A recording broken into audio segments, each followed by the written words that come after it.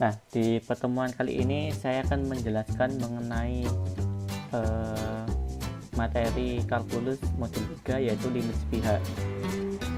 Nah, jadi apa itu limit sepihak? Kalau kita lihat kembali pengertian dari sebuah limit ya.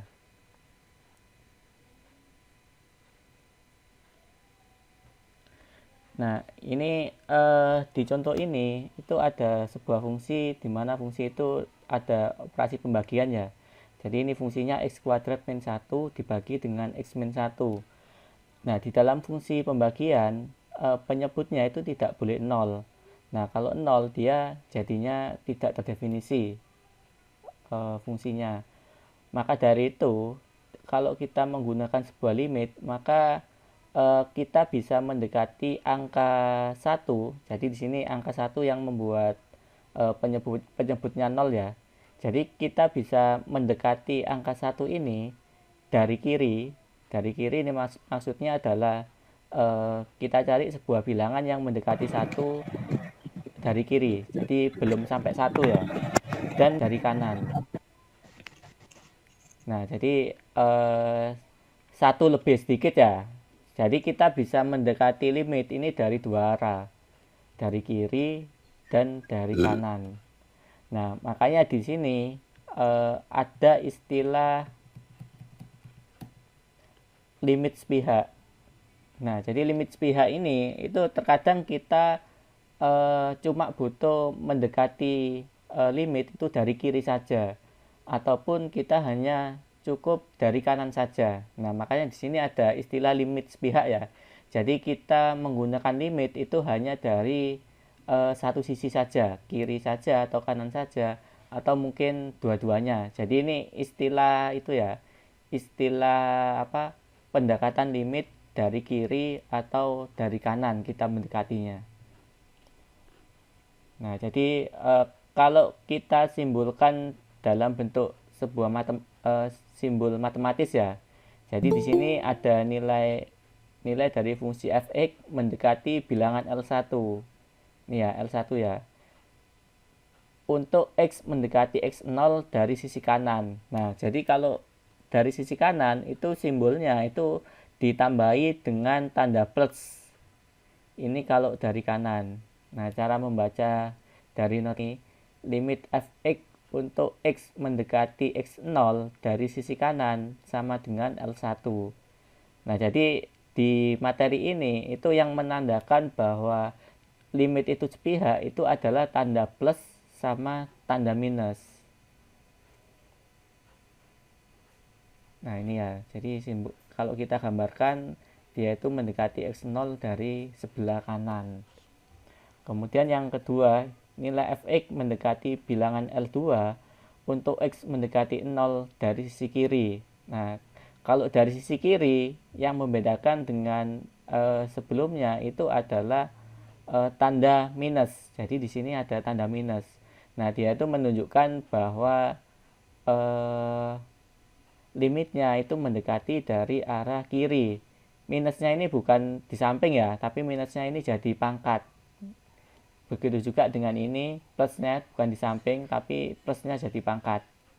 Nah, kalau kita baca notasinya, limit f(x) untuk x mendekati x0 dari kiri sama dengan L2. Nah, ini. Jadi nilai dari limitnya untuk f(x) ini, kalau didekati dari kiri, itu nilainya L2. Nah, ini ya, ini didekati dari kiri. Kemudian yang ketiga, nilai f(x) mendekati bilangan L untuk mendekati x0 dari sisi kiri atau sisi kanan. Nah, jadi kalau dia itu didekati dari sisi kiri atau dari sisi kanan, berarti dia tidak perlu tanda positif sama tanda negatif. Nah, ini yang kita pelajari di materi sebelumnya ya. Jadi, kalau limit biasa, dia tidak perlu tanda positif dan tanda negatif. Nah, cara membacanya itu adalah limit f(x) untuk x mendekati x0 sama dengan L. Nah, jadi kalau kita lihat definisi limit sebelumnya ya. Nah, ini. Berarti kalau limit ini itu berarti dia itu didekati dari kiri dan kanan. Nah, nilainya 2. Kalau kita lihat lagi. Nah, berarti limit yang sebelumnya kita pelajari itu sebenarnya adalah limit fx ketika didekati dari kiri itu sama dengan limit fx ketika x0-nya didekati dari kanan. Jadi kalau kiri dan kanannya itu sama, jadi didekati dari sisi manapun itu sama, maka kita bisa menuliskannya seperti ini. Limit x mendekati x0. Jadi sama ya. Jadi kalau nilai dari pendekatan dari kiri dan dari kanannya sama, maka kita bisa menuliskannya cukup seperti ini. Nah, sekarang kita lihat penjelasannya ya. Jika limit x mendekati c dari kiri tidak sama nilainya ketika kita mendekati dari kanan, maka limitnya itu tidak ada. Jadi harus sama ya nilainya ketika didekati dari kiri ataupun dari kanan. Pak, Nilainya permisi harus Pak, sama. ada yang minta izin mau masuk. Nah, sekarang contoh soal ya. Contoh soal ya. Oh ya. Oh ya.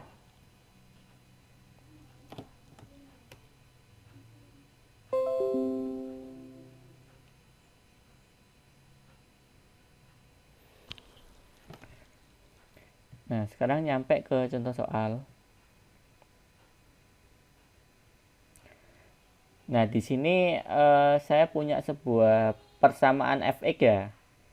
Jadi saya punya sebuah fungsi fx. Fungsi itu x kuadrat ketika x-nya itu kurang dari sama dengan 0. Fungsi itu nilainya sama dengan x kalau x-nya itu antara 0 dan 1. Fungsi itu sama dengan 2 plus x kuadrat jika x-nya lebih besar sama dengan 1. Nah, jadi ini soal ya. Jadi ini sebuah soal. Jadi fx itu sama dengan x kuadrat itu kalau x-nya kurang dari sama dengan 0. Nah, kemudian pertanyaannya kita disuruh menghitung limit x mendekati 0 untuk fungsi fx. Kemudian pertanyaan kedua, limit x mendekati 1 untuk fungsi fx. Dan yang ketiga itu adalah limit x mendekati 2 untuk fungsi fx. Nah, sekarang kita jawab satu persatu ya. Kita hitung yang pertanyaan nomor 1 terlebih dahulu. Nah, bisa kita lihat di sini ya. Ini kan x-nya mendekati 0 ya. Jadi x-nya didekati dari kiri maupun dari kanan ketika x-nya 0. Nah, kita lihat di syarat ini ya. Di syarat ini kita cari x yang 0, yang mendekati 0. Nah, kalau dilihat dari syarat ini, itu adalah x syarat yang pertama. Jadi x kuadrat ketika x-nya kurang dari sama dengan 0. Nah, berarti x-nya 0 ya ini ya. Ketika x kurang dari sama dengan 0. Berarti 0-nya ikut ya. Nah, berarti untuk pertanyaan yang pertama itu kita pakai persamaan yang syarat pertama ini. Nah, kalau kita pakai syarat yang kedua, itu x-nya antara 0 dan 1. Tapi di sini 0-nya nggak ikut. Berarti kalau di pertanyaan yang A ini x-nya mendekati 0. Nah, di sini tidak masuk dia.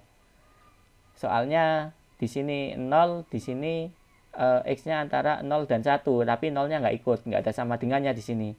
Berarti yang kita pakai itu adalah yang syarat yang pertama ini, x kuadrat untuk x kurang dari sama dengan 0. Nah, sekarang kita lihat untuk jawaban yang pertanyaan nomor A. Karena aturan fungsi berubah di x sama dengan 0, Ini ya, berubah di X sama, maka perlu dicari limit kiri dan limit kanan ketika X-nya itu sama dengan 0.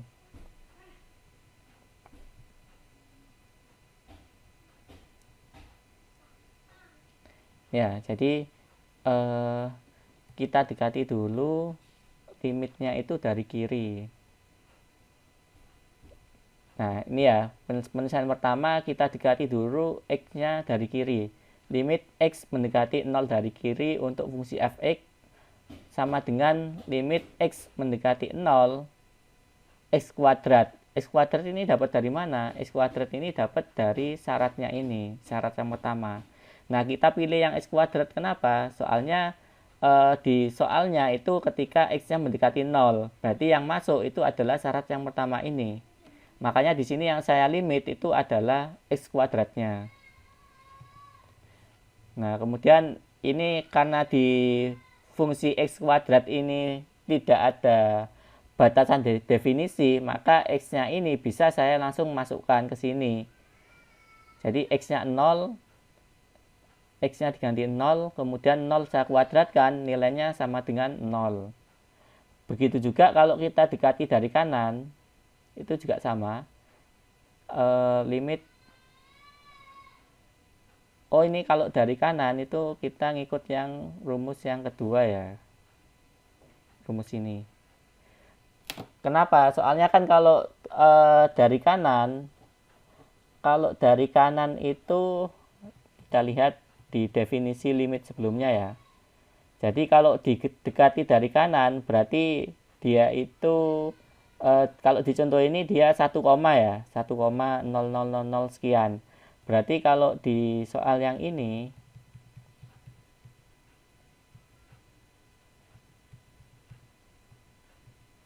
kalau kita dekati X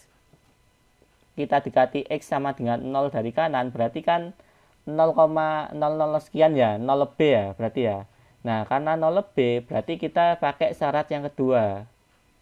Nah, di syarat yang kedua itu adalah X antara 0 dan kurang dari 1. Nah, makanya di sini dituliskan bahwa ketika X didekati dari kanan, itu kita pakai fungsi yang X. Nah, fungsi yang kedua. Nah, kalau dari kiri berarti kan 0 kurang ya. 0 kurang berarti min 0,00001. Nah, itu bisa. Nah, makanya kalau dari kiri kita pakai yang rumus yang syarat pertama. Tapi kalau dari kanan kita pakai rumus yang syarat kedua. Nah, makanya di sini fungsinya itu kita pakai yang X.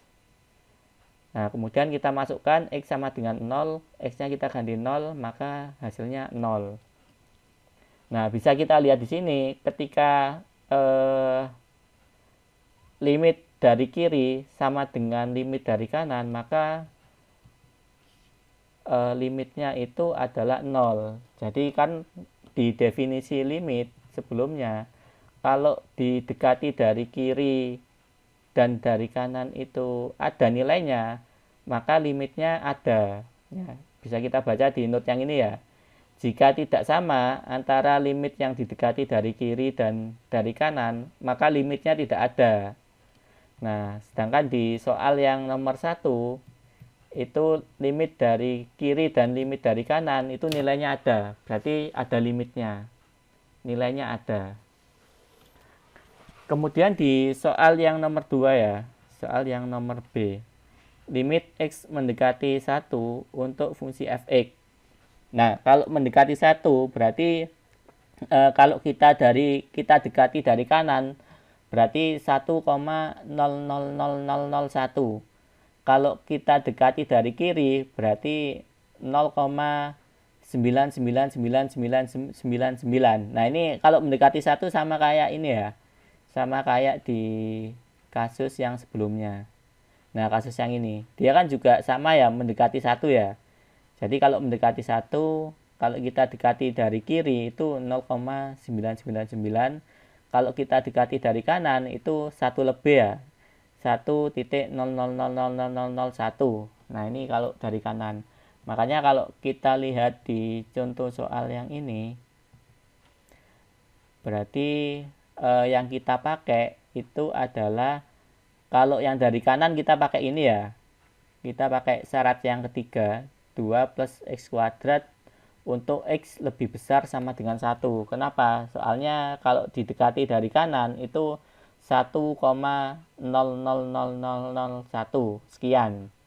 Nah, sedangkan untuk yang x didekati dari kiri berarti 0,9999. Berarti untuk yang dari kiri itu kita pakai syarat yang ini. Kenapa? Karena 0,999 itu dia berada antara 0 dan 1. Nah, sekarang kita lihat penyelesaiannya ya.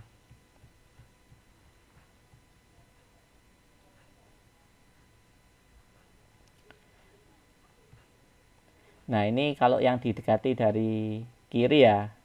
Jadi kita pakai yang syarat yang kedua itu adalah x.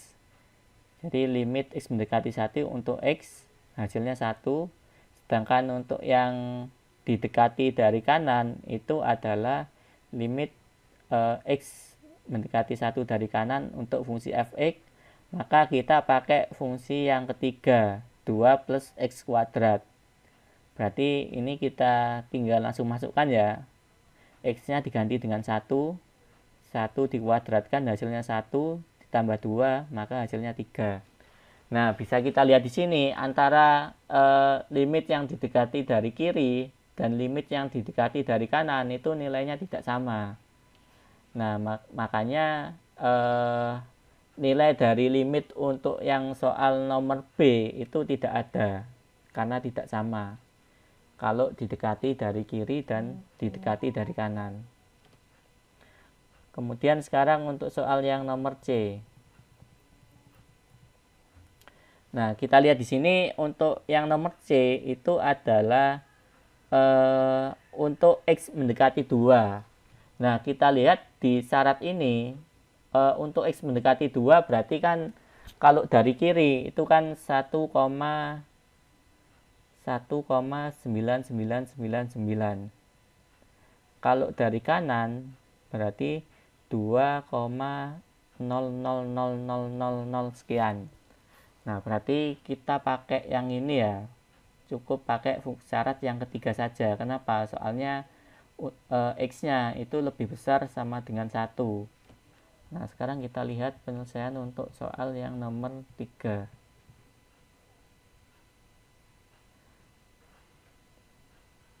Yang nomor 3. Nah, berarti yang nomor 3 ini cukup satu syarat aja ya. Jadi karena kalau kita dekati dari kiri dan dari kanan itu syaratnya cuma pakai satu syarat. Nah, ya ini ya. Jadi kita cukup pakai satu syarat ini aja.